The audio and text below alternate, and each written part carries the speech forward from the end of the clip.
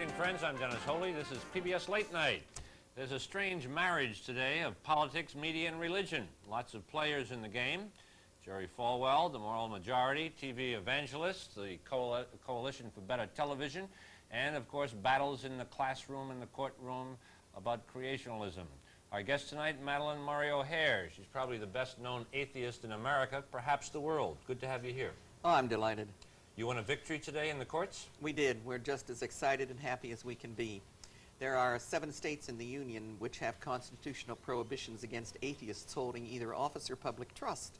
And today we won the fight in Tennessee with a consent decree signed by the Attorney General and the Governor of Tennessee, saying that it is unconstitutional in Tennessee to require a person holding either office or public trust to believe in God and to believe in a future state of rewards and punishments. Well, that would be a violation of the Constitution, wouldn't it be? Well, we think it's a violation of the Constitution, and we've won in North Carolina and we've won in Tennessee.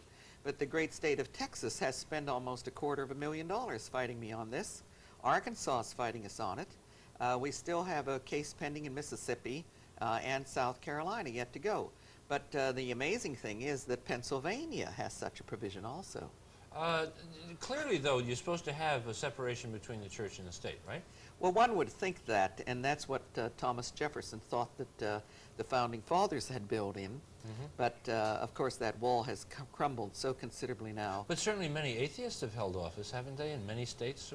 Well, atheists only can hold office if they keep their mouths shut, if they pretend that they really aren't atheists, or if they're closet atheists. It's pretty much like closet gay people. We have the same problem with atheists. Did you ever believe in God, you yourself? I've asked myself that question because I was born into and reared in a Presbyterian home, and I went to Sunday school and church when I was young.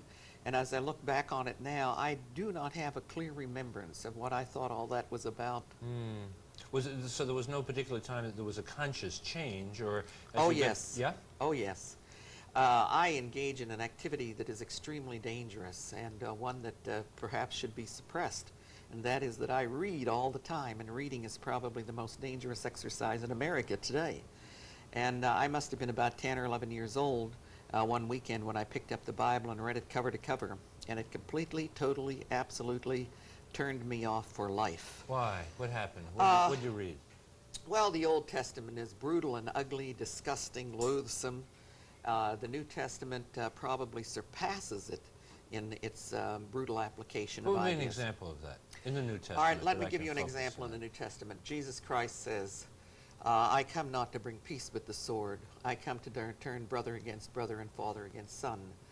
You must hate everybody, even your own self, if you want to come under me. When did he say that? Oh, pick it out. Matthew, Mark, Luke, it's all the way through it. It's a generic theme. The other thing is, think of the Old Testament. Is there a hell there? There really isn't. If you think all through the Old Testament, but New Testament is hell, and it's on the lips of Jesus Christ, because he wants to see people suffering in hell, condemned for a difference of an opinion with him. And he almost licks his lips about the hellfire and the continuing deprivation of human beings. So you think some of that is kind of allegorical, and some of the examples that we read in the Bible are kind of illustrative, just to make a point, and maybe. Well, now you and I are civilized, and we can look back on this and say these are allegories. But the people who wrote that Bible didn't believe that they were allegories, and you know that, and I know that. And the Falwellians know it, and they are interpreting it as it was written.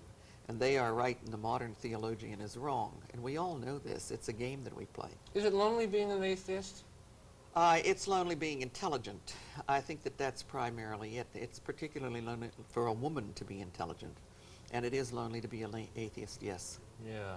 When you've had a battle, and the battle has been going on for a long time, do I understand correctly, and we have sat down and talked before, but I just want to refresh my own memory, that it's okay in your book for people to believe in God if they so choose? We have two different aspects, because we are in the United States, and also we pay respect to our Constitution and the cultural heritage which we have. So that our organization takes two different positions. One is an absolute church and state separation theme, whereby we say, if you want to be religious, you be religious. That's your business. If you want to build a religious hospital, a religious school, a religious social service agency, that's your business. Go ahead and do it. But don't you dare ask for tax exemptions so that my taxes will be increased so that you practice your religion. And we follow that very, very strictly along the line. That's one aspect of our organization. The other aspect of our organization is that we're atheists. And looking at what the Christian community believes, or the Judeo-Christian community believes, I'm sorry, it's just as funny as hell. Well, And we expect the right to laugh at the postulates that religion has upon which they premise their ideas. You know, I was thought, you know, when I was coming here to get ready for the program, I said, you know, Madalyn Murray is probably the leading atheist in the country, in the world, you know. And here I'm sitting here on a nightly basis hosting a national talk show out of Detroit, you know, telephone talk show. There's nothing else like it in the country. And I said to myself, neither one of us would be sitting here unless it wasn't for the grace of God. Oh, come on. You don't really believe that. Yeah, I do. Oh, no. I am sitting here because my mother and father were fornicating one night, and I became the product of that. That's the only reason that I'm here. The other reason that I'm here is because I have been assisted through the American educational system to obtain a kind of a maximum amount of education which I could absorb with my own natural facilities. You know, there's something in the literature they picked out that said that God is a myth. Oh, yes, of course. That's your belief. And you said... No, it's not my belief. God is a myth. Well, that's according to you. No. You see, I mean, there are others of us running around who think that he or she is there. Yes, but if you believe there's a tree outside and there's no tree outside, you are the one who is fooled with your belief. But just as I cannot prove the existence of God by anything that is around me, I can believe it, and you are entitled to believe what you want to believe. If you Well, we there's have no God, no belief. that's okay. No, we have no belief systems because we You don't believe in anything. No, not a thing. Let me explain that. There's no such a thing as belief in mathematics. Mathematics is a discipline, and it will exist independently of anybody's belief or non-belief, just as will chemistry or geology or geography or anything else. This isn't something that you can pick up and say, well, 32 feet per second, that's gravity. I believe in that. Because whether you believe or whether you don't believe, gravity is 32 feet per second, and that's it. So we accept objective reality. How about faith? Absolutely none at all. No faith? I don't know what you mean by that. Huh? What do you mean by faith? I would say that start on one level and say believing in the experiences of other people. And there's a whole lot of other people out there who think that God is very much a part of their lives. Well, they're all deluded. All? All. You're going to sit there and say I'm deluded, Mary? Yes. You wouldn't say that to me. Yes, I would, Dennis Hawley. Why? I would look you straight in the eye and say, Dennis Hawley, if you believe in God, you have a problem. For there are several reasons that you have a problem, because then you're dependent on something outside of yourself. No. Go ahead, yes, you go ahead. Beside that, you feel that you have some sort of personal inadequacy. Oh, that dependent you upon can, something outside myself, yeah. That's okay, right. Yes, and okay. you have some sort of feeling of personal inadequacy, that you cannot handle your own life without a reference to that outside entity. That without that outside entity, you're not quite whole. Remember, we're only here tonight because of the grace of God. That's absolutely true. You see? And at 12 o'clock or 1 o'clock, it's not going to happen at 12 o'clock, we may get hit by a bus. No, I'm going to turn into a pumpkin.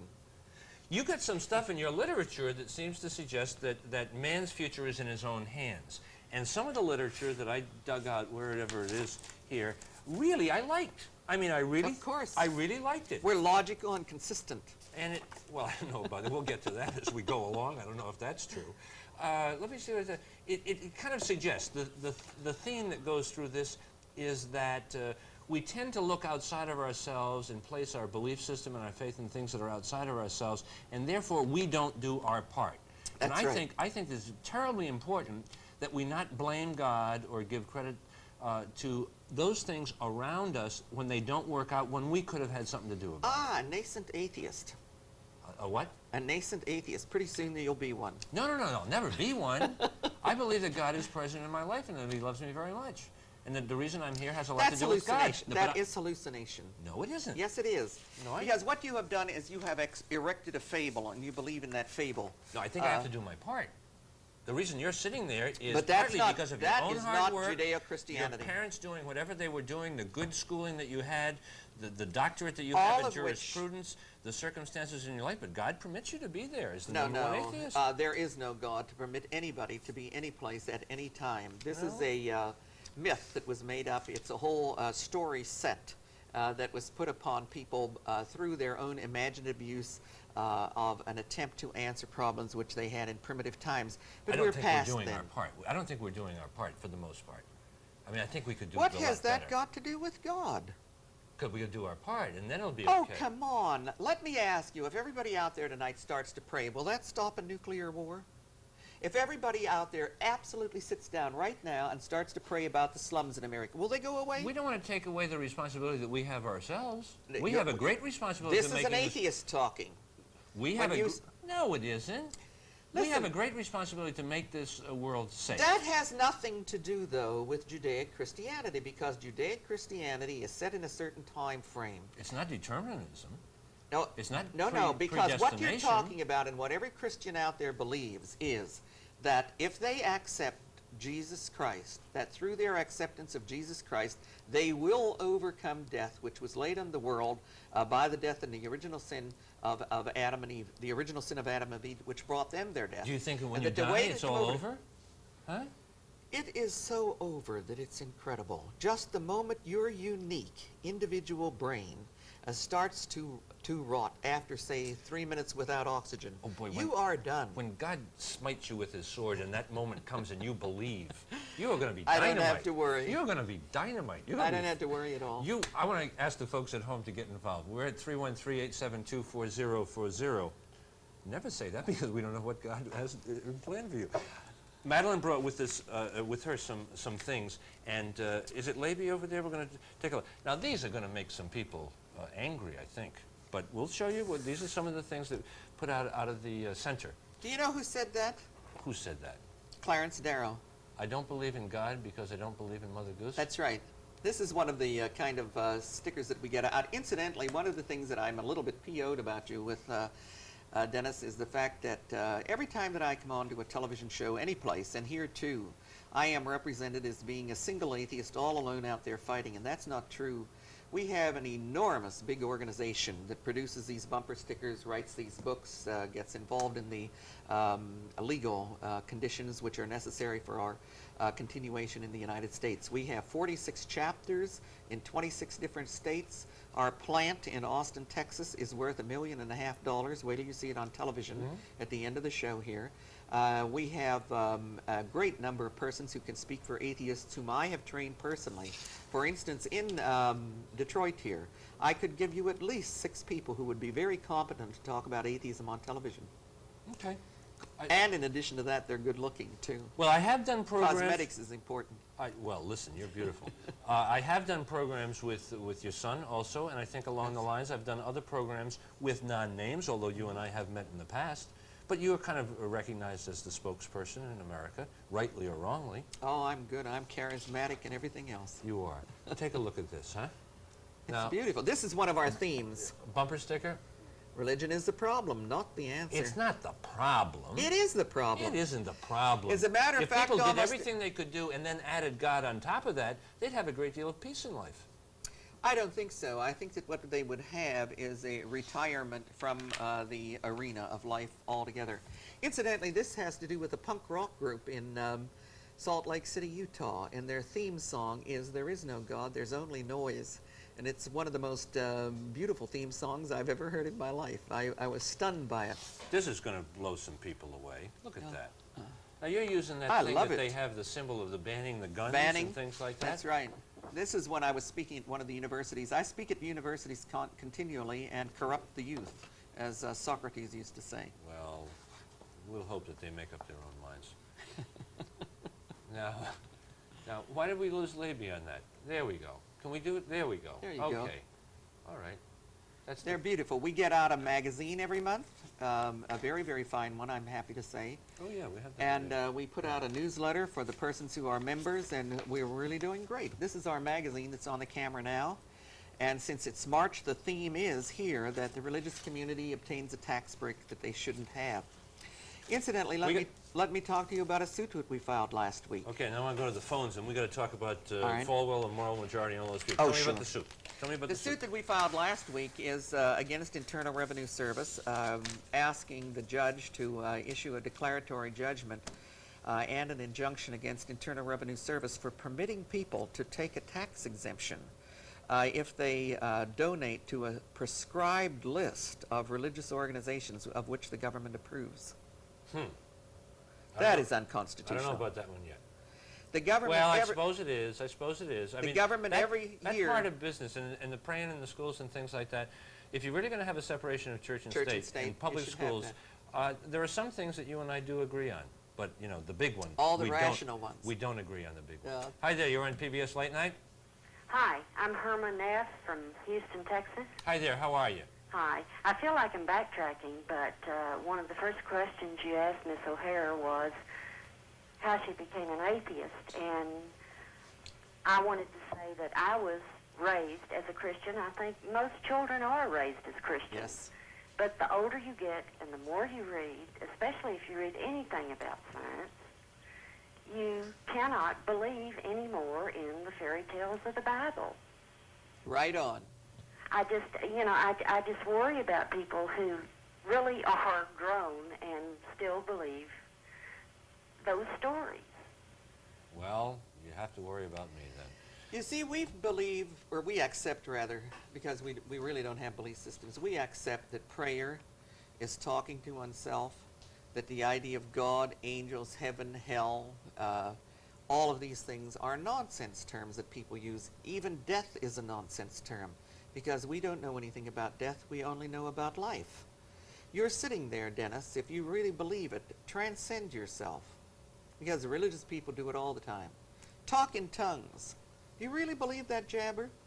Well, I don't think I can do it, but I think maybe some people can do it. Well, I think that those people who do it are seeking instant recognition when they haven't done anything to deserve it. Maybe and so. This is the only thing that they're interested in. Hi there, you're on PBS Late Night? Hello, this is Bob Burley from Chicago. Hi, Bob. I would just like to comment that I sort of resent the way Miss O'Hare equates intelligence with being an atheist, because I don't think one necessarily follows the other. I thought I'd leave it up to someone to challenge her on that point. I can't imagine what you mean, because a religion, and I think we have no problem at all with the religious community over this statement, religion is based on faith.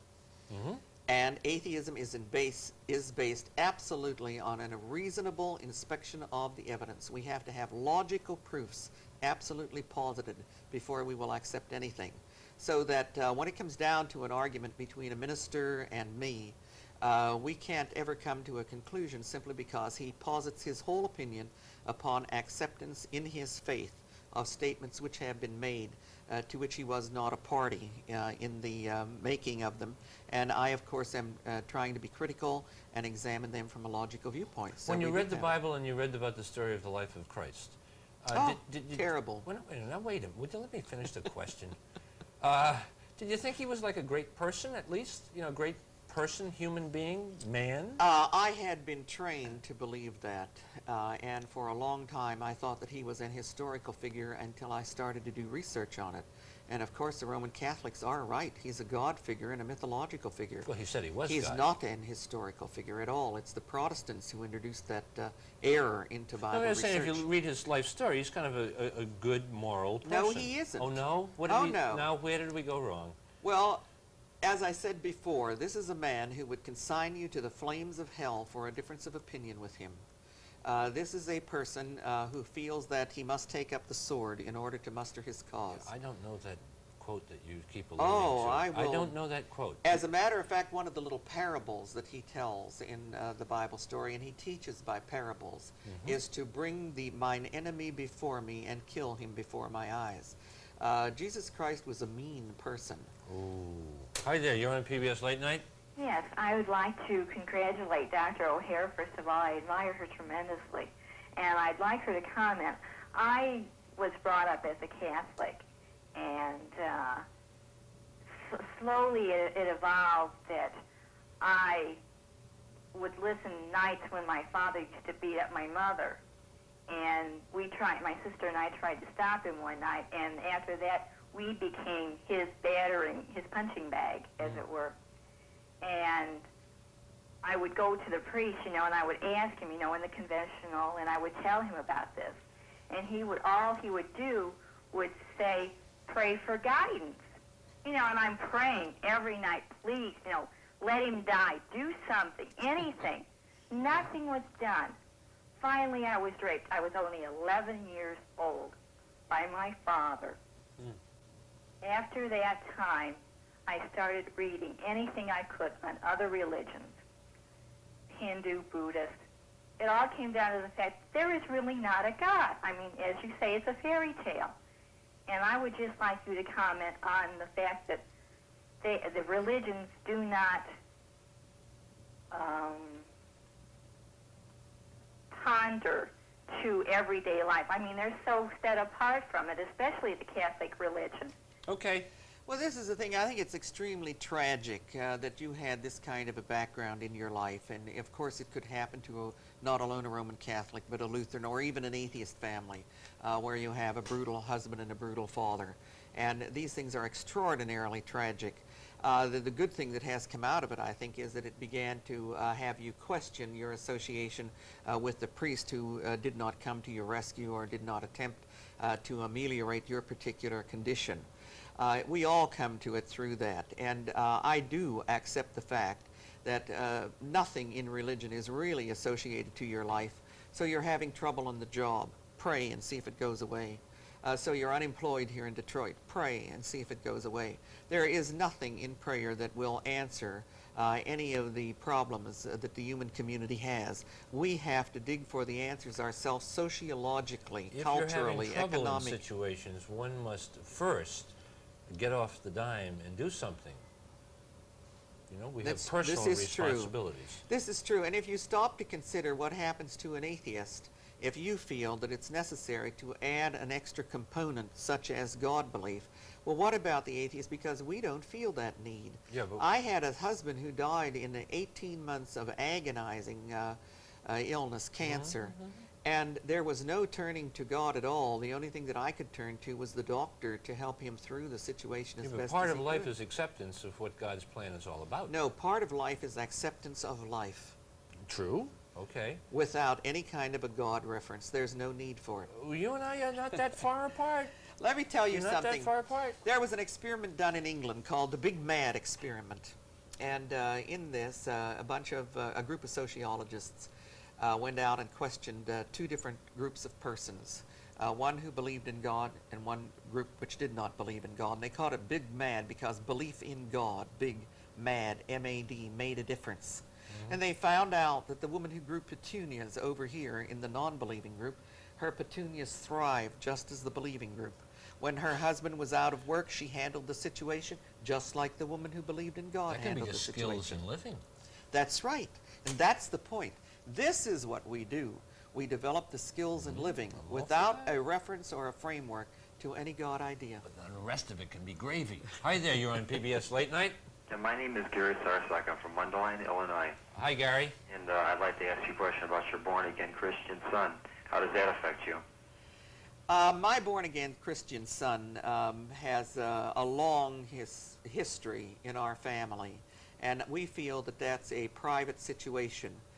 He had an opportunity to do one of two things. If he wanted to turn to the Lord, he had the right and the opportunity to go out and preach Christianity, or he had the opportunity, although I don't feel that he had a right, to go out and attack his family or the philosophy upon which his family is predicated. And my son chose to do one of those things to the detriment of the other. That's his problem. If you want to know anything at all about my son, call him. I represent atheism. He represents something entirely else. I think that it's tragic that he has taken his quarrel with his family into the public arena. So is it more than just belief, or is like the no communication between you now? It hasn't anything to do with belief at all, and as I say, it's a terribly long and involved story about William J. Murray, which I feel is a private story, and I do not intend at any time at all to discuss what my son says on the air. Fair enough. Hi there, you're on PBS Late Night. Yes, I'm John, and I'm calling from San Antonio, Texas. Hi, John. Nice to have you with us. Thank you. I have two questions for you, Doctor. Sure. How do you explain the fulfilling of Bible prophecy over the years, and where do you think you came from? Well, I just finished telling you where I came from in respect to the activities of my parents. You see, If you're going to ask a question, you have to have enough basic moxie to be able to ask the question correctly. You don't want to ask me, where did you come from? What you want to ask is, from whence was life derived? And I don't know the answer. But you see, I'm a very courageous woman, and I can face the fact that I don't know the answer. But you religious folks can't.